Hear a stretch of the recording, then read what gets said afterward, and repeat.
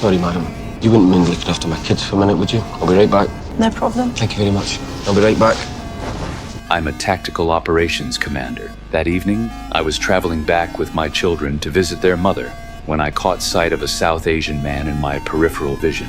After hanging up his phone, he immediately snapped it in half and tossed it into the trash bin before heading into the restroom. I noticed the train conductor was also keeping an eye on him, but when she got no response, she walked away, looking panicked. This unusual behavior put me on high alert. After getting my kids settled, I approached the conductor and identified myself. Sergeant David Bird, Metropolitan Police. What's going on? You've got an intelligence report for an Asian male in his 20s. How do you know about that? Right, I saw you checking out the guy in my carriage. He's fine, but I saw someone acting suspiciously at Marston. I don't know if he succeeded in boarding the train, but if he did, he could be in the toilet. She led me into the control room and briefed me on the situation. There might be a suicide bomber on board. Command had ordered the train to stop at an abandoned station up ahead, where special forces were already deployed and standing by. We were still 7 minutes out from the destination. I memorized the conductor's phone number and headed toward the restroom. Standing by the door, I couldn't hear any movement inside. I immediately called the conductor and had her unlock the door so I could kick him off the train the moment he came out. I positioned myself, ready to strike, my heart racing and cold sweat breaking out. Do it now.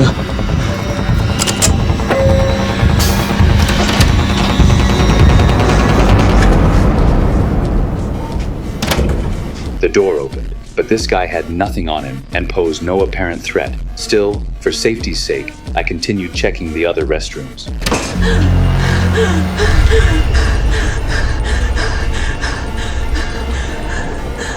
Assalamu alaikum. The tactical team arrived quickly. To calm the girl down, I told her the truth and assured her I'd help establish communication with the police. I called to tell the tactical team not to board the train. What she needed now was a bomb disposal expert and a negotiator. I had the conductor evacuate passengers to other cars. Seeing my children safely escorted away gave me peace of mind. I kept talking to the girl, even showing her photos of my own kids. When the train pulled into the station, she became more nervous and agitated. Stop, please! Stop! Listen to me! Listen to me! Why would someone you love want you to kill yourself? You've been brainwashed. He has. You have. And I know. I was in Afghanistan. Some mates get killed, nearly got killed myself for what? Nothing. Politicians, cowards and liars, ours and theirs. People full of talk that will never spill a drop of their own blood, but you and I, we're just collateral damage. Don't let them win, Nadia. Don't let them win. The tactical officers closed in behind me, weapons drawn, but I continued reassuring the girl, telling her I wasn't going anywhere. The officers kept pressuring me to step away from her. I knew they wouldn't let this girl live, but she was innocent. I told the girl to raise her hands and move closer to me. Not far away, a sniper had her in his sights. I knew these cops' tactics, so I was willing to risk my life to keep this girl safe. To throw off the sniper's aim, I held the girl close and kept spinning in circles.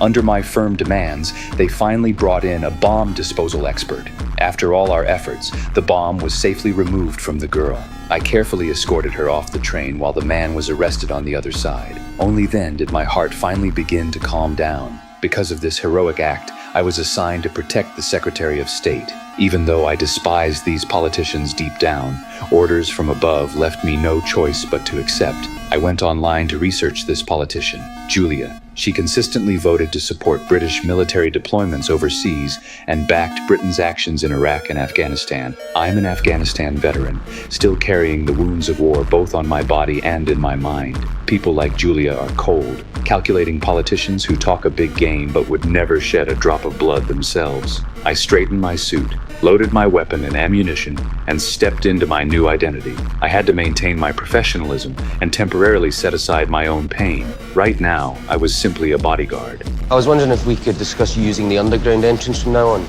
I'm late for a meeting.